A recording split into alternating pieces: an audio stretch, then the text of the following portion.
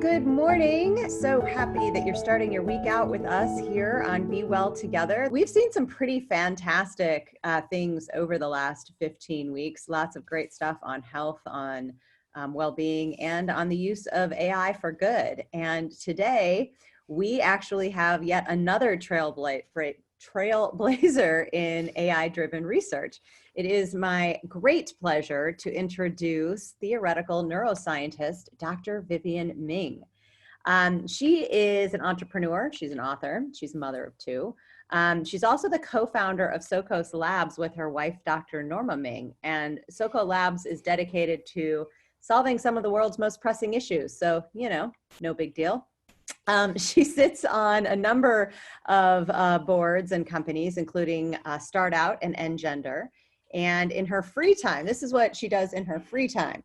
She designs AI systems to help treat her son's diabetes, to predict manic episodes in bipolar sufferers, and to reunite orphan refugees with extended family members.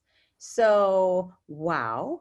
And it's really amazing to have her here with us today. We're going to explore the future of human potential using AI and ways to practice courage in your life. So, Dr. Ming, welcome to Be Well Together. Absolutely. So great to be here. I've had some fun on stages at Dreamforce. This is virtually as fun as that. Fantastic. Well, a few less characters running around, but we're going to get that figured out before virtual Dreamforce. I assume Bono will show up here at some point. At some point, yes. He shows up with me every morning. So what would you like us to think about today? Well, I have had the chance to do some pretty kooky things in my life, so much so that my staff records me every now and then ranting and throws it on YouTube, which apparently is entertaining for exactly nobody, but we keep doing it. But I thought I'd talk about courage because I have no idea. I mean, we talk so much about it, certainly in the business world.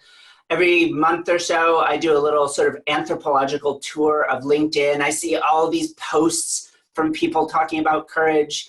And in fact, once I was asked to give a big keynote talk to 30,000 people, which is its own weird kind of irony, depending on whether you're a lexical stickler or not.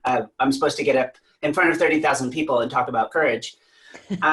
Normally this is used in experiments to actually trigger people's fear response, the idea that you'd have to give a public talk, but there's clearly something wrong with my brain, and so it's not that big a deal for me. But the big deal for me was I had nothing to say. I get to do a lot of different research, as you alluded to. I get to look at brains, and I get to look at companies, build companies myself, and conducted scientific research. It's been a wonderful life, a busy one.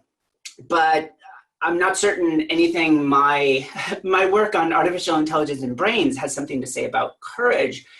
But then I thought about someone who was even busier than myself.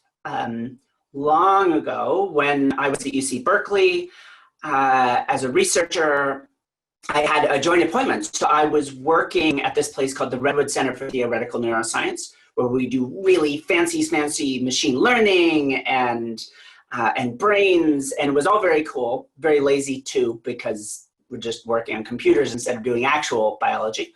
But I also had an office over in the School of Education, because I have always been really passionate about education.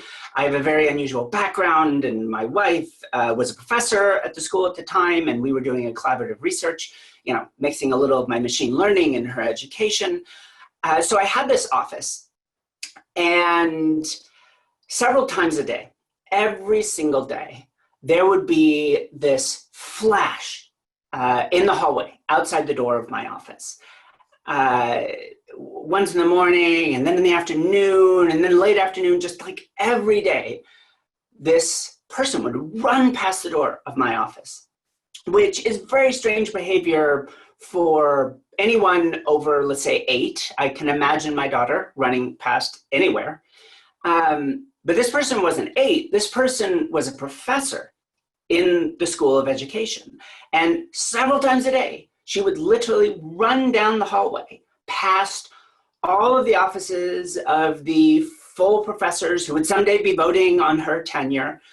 And she'd run from her office down to her lab, which is at the other end of the hallway, which is a bit of a strange behavior, you might imagine. And I was just curious, is she a total kook? She was so nice, and I really loved her research. So I just wanted to know, this person that was a friend of mine and a friend of my wife's, why she did it.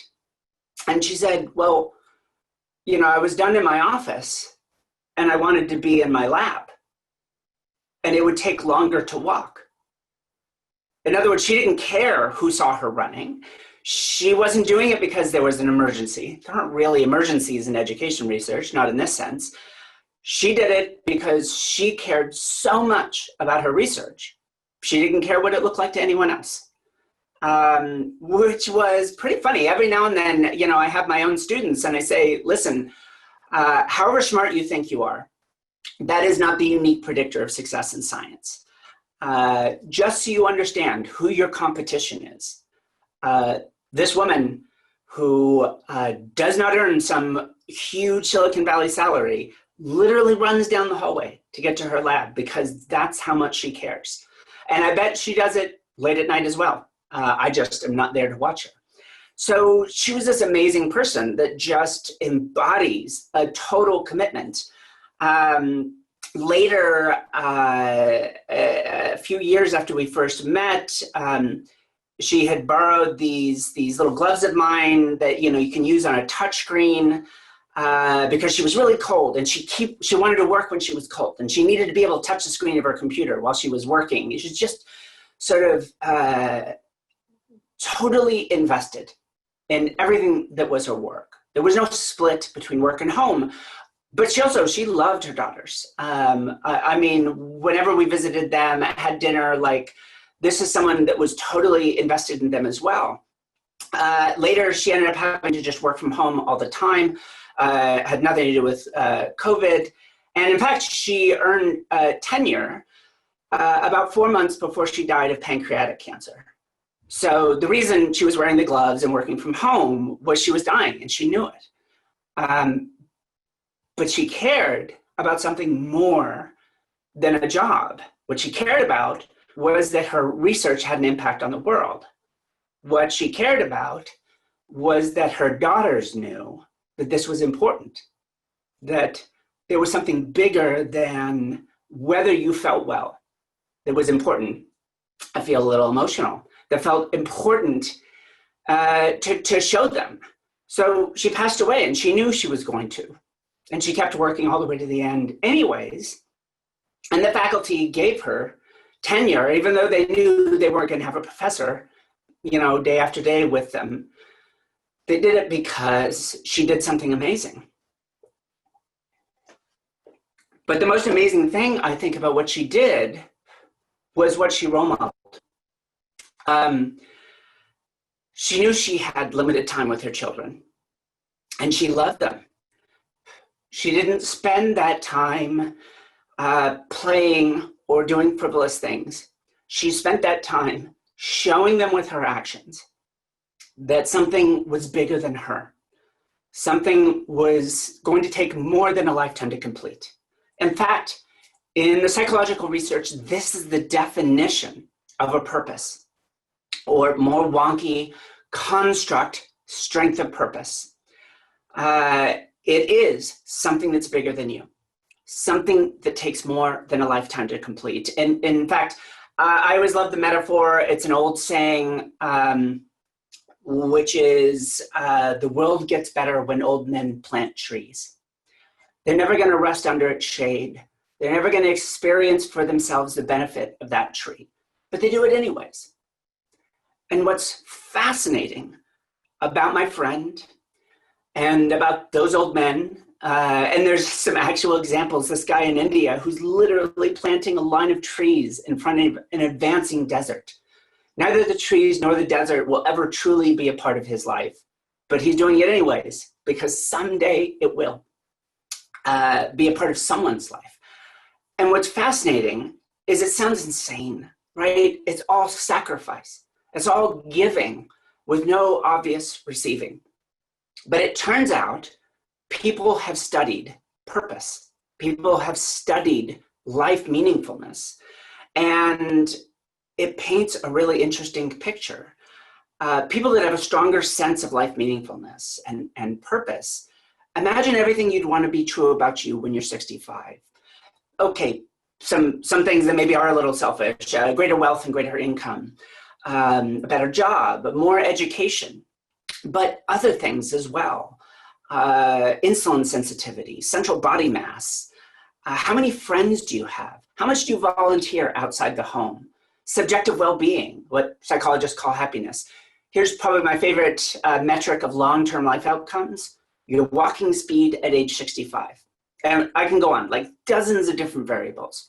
All of them are more likely to be positive in people that have a strong sense of purpose. Does it matter what the purpose is? That's a complex story, but I can say this also from the research. It is something you get to build, something you construct. There's no one purpose that's just sitting out there waiting for you, but instead it's very clear that people can go in. It could be a spiritual purpose. It could, as it is with me, be a very grounded one, but there's something bigger and more important than you. And here's the great paradox of it all. You have to do it for the purpose. All of those wonderful things that we find as we research the life outcomes of thousands and thousands of people say you have to truly make a sacrifice to reap any of these benefits. So for me, what I like to say is that sacrifice is purpose, and purpose is sacrifice, at least if it's done for something bigger than you. You mentioned, Jody, on introducing me that I worked on this project to reunite orphan refugees, and the story has a humorous start. More than 20 years ago, I got my start in machine learning doing this crazy project sponsored by the CIA, so a little morally gray, and we were doing real-time lie detection off of raw video. So literally what we're looking at one another right now, you can imagine throwing this analysis in real time on the screen and actually figuring out whether someone's lying or whether they're happy or sad.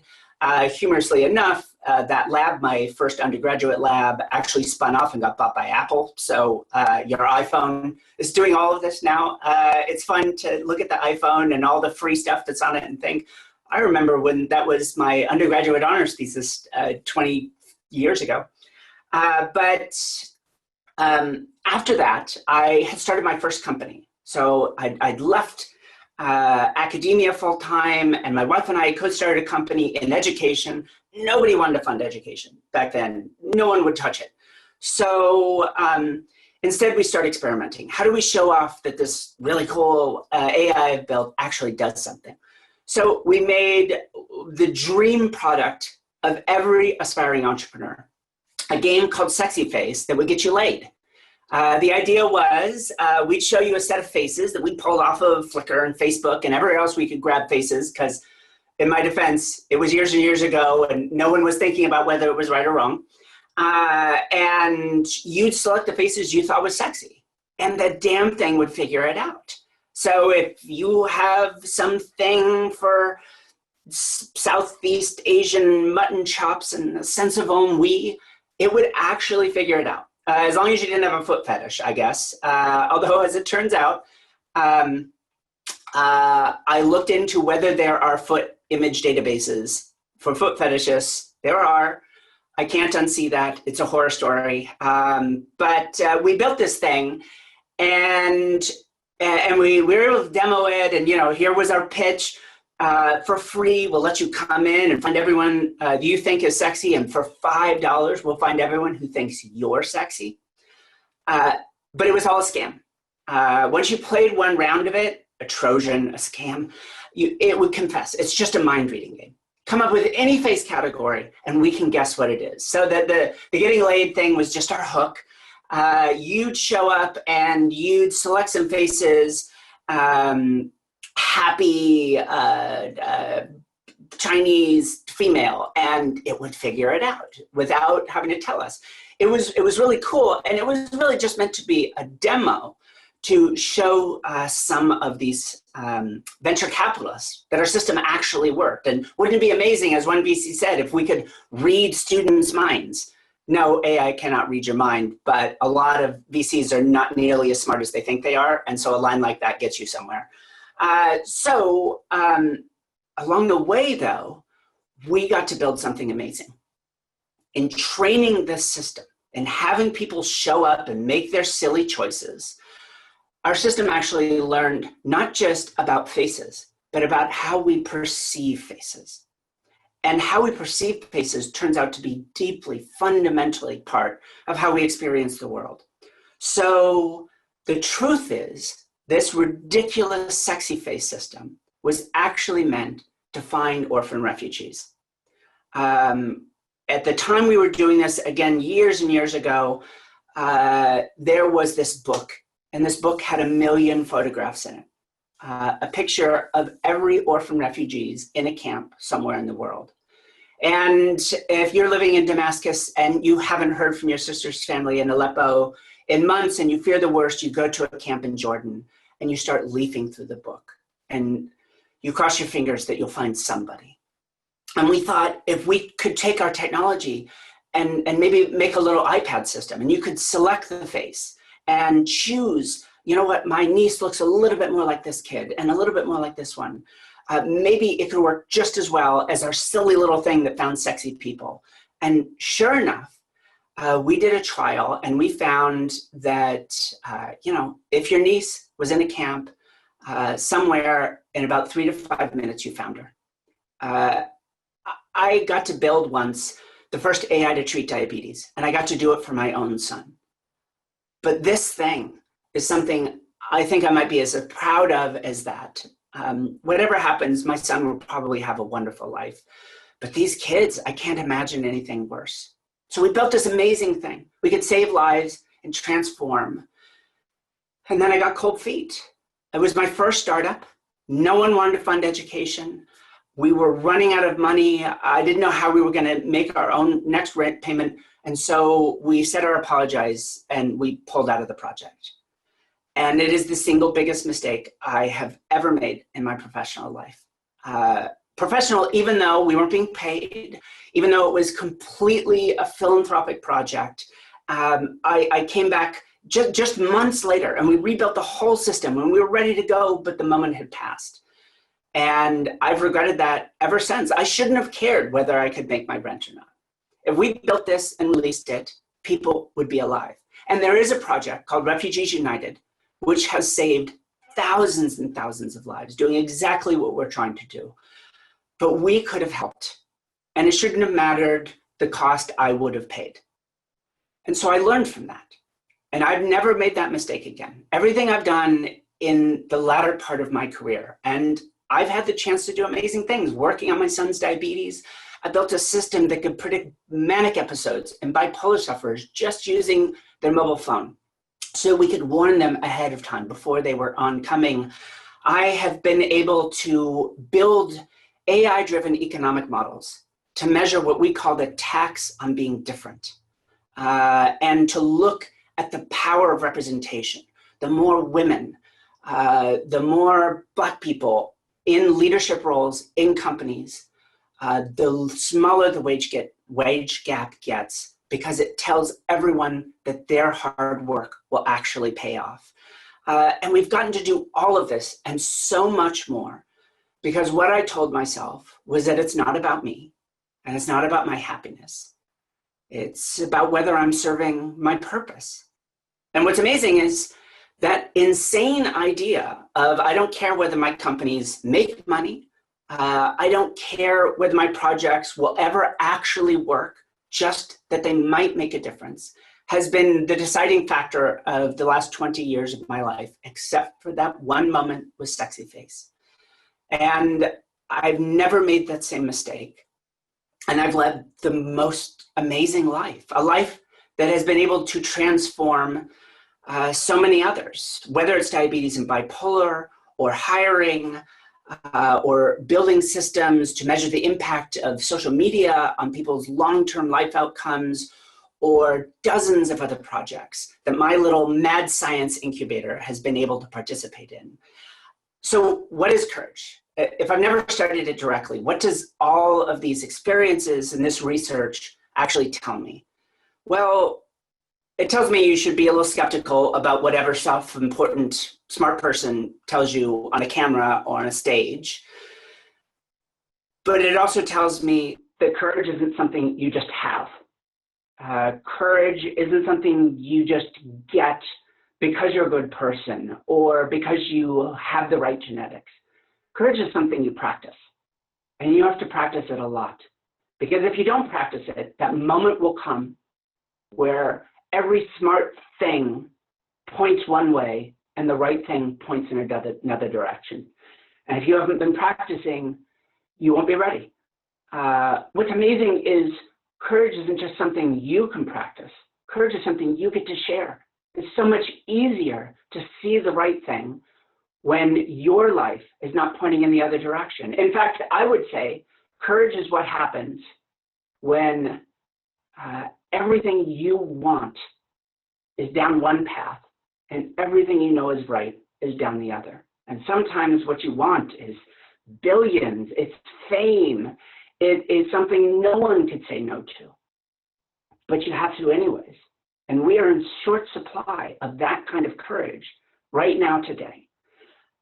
But it's amazing to know that you can give it away, that you can actually make an impact on people's lives. I'll end here to say there was actually just a paper today looking at the world right now, particularly in context of things like mask wearing, in context of inclusion and Black Lives Matter and trans inclusivity and so much other, that is in fact, it's the allies. It is people standing up and doing the right thing when it would cost them nothing to do the wrong thing. And they're visible and their peers see them. And that is one of the single biggest drivers of change, along with representation. In fact, it's role modeling all the way through. So if you really want an amazing life, I've had one. I hope it continues for a long time. But if you truly want an amazing life, then give it to someone else. Thank you. I think that's all I got to say. Well, that's a lot. Good morning to you too. That's amazing. Good morning.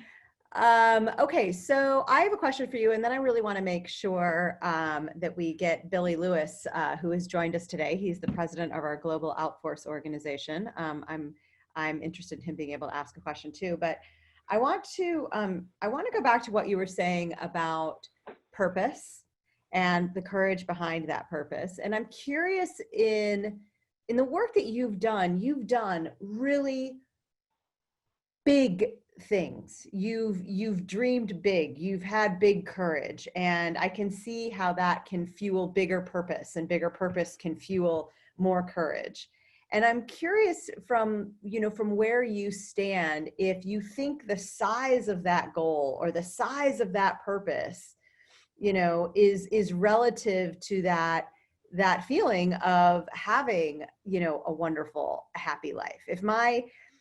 If my purpose is to keep a happy home and, grow a phenomenal garden, is that big enough? Or does that not, because I think that there's what you're doing is you are a superhero.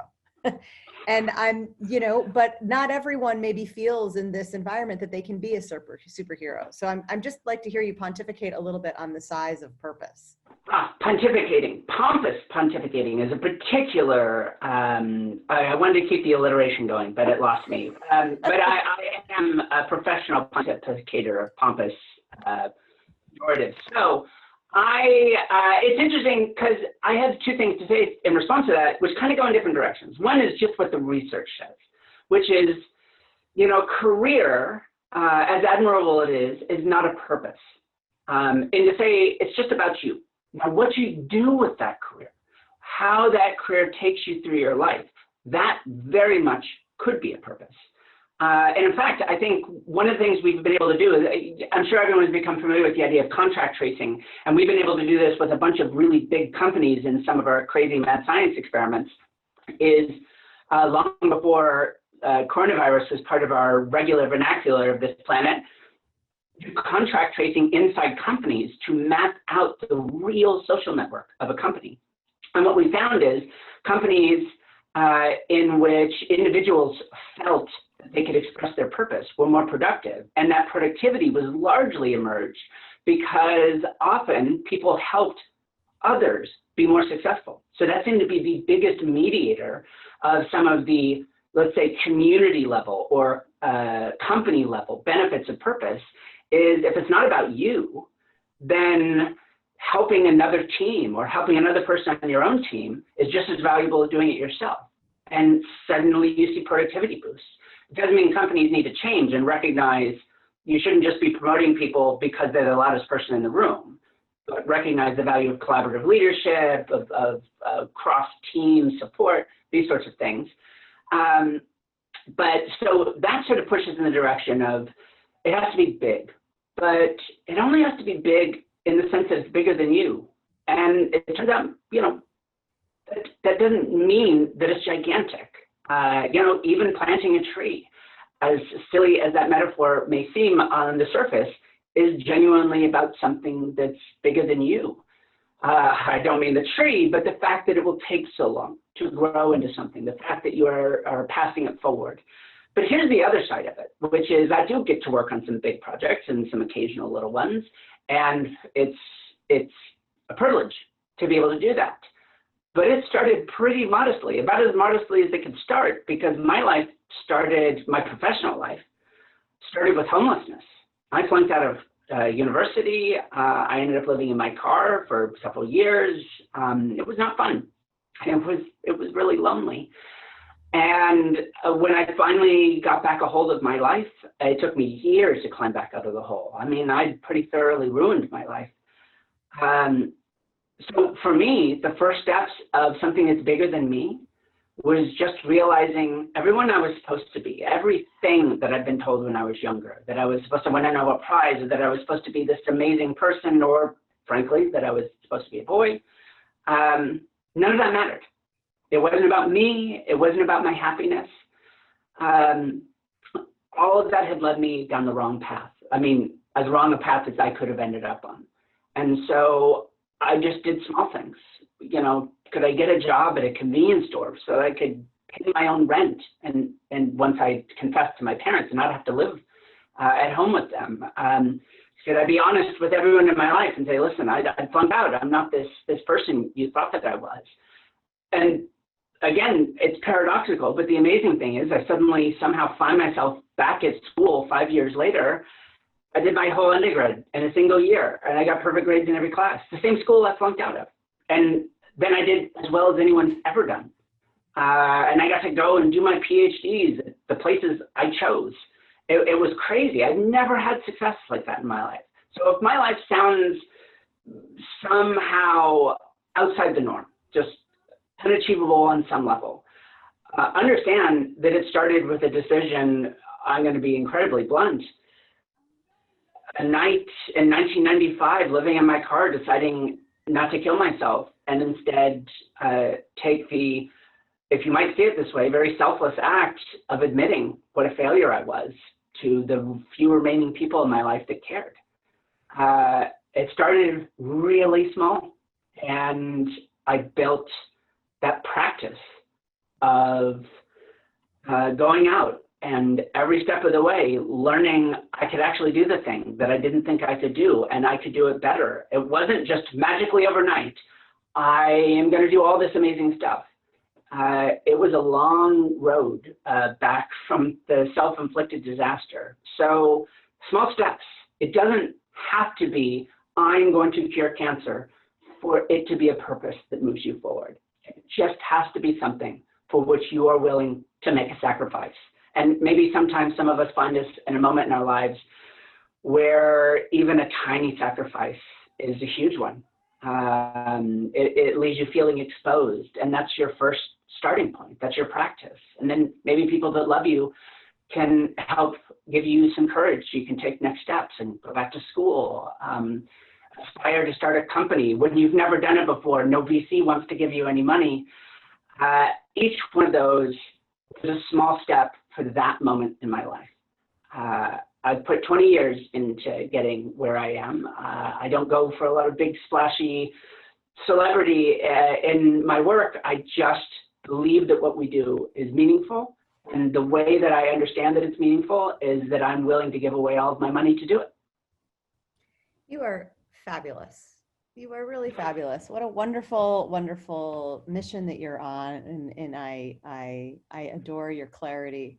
And it's really refreshing to hear. Thank you so much for being with us. I do hope you'll come back and join us. And Billy, since we are at the half hour, I'm going to ask that you come back and join us again on another edition of Be Well Together, and come back and get some good questions in. So for our time, that's all we have for today. But I really want to thank our amazing guest, Dr. Vivienne Ming. And I really look forward to seeing all of you back here again tomorrow. So be happy and be well. Bye-bye.